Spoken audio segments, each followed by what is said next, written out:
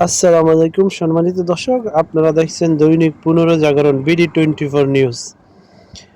নারায়ণগঞ্জে বর্ণাঢ্য আয়োজনের মধ্য দিয়ে পালিত হলো নিউজ টু নারায়ণগঞ্জের 11তম প্রতিষ্ঠা বার্ষিকী। ফরিদ খান ইফতির পাঠানো ভিডিও চিত্রে দেখুন বিস্তারিত।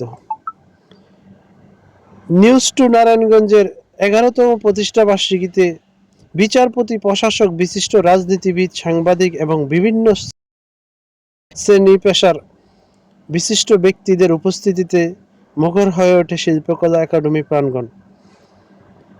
অনুষ্ঠানে প্রধান অতিথি হিসেবে উপস্থিত ছিলেন বিচারপতি মোহাম্মদ সিদ্দিকুর রহমান।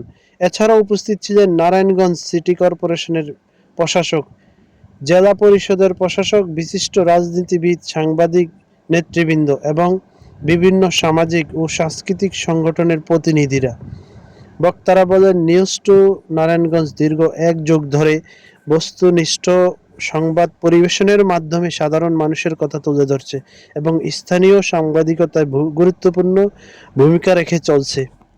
আগামী দিনেও সত্য ন্যায়ের পক্ষে থেকে জনস্বার্থে কাজ করার প্রত্যয় ব্যক্ত করেন তারা।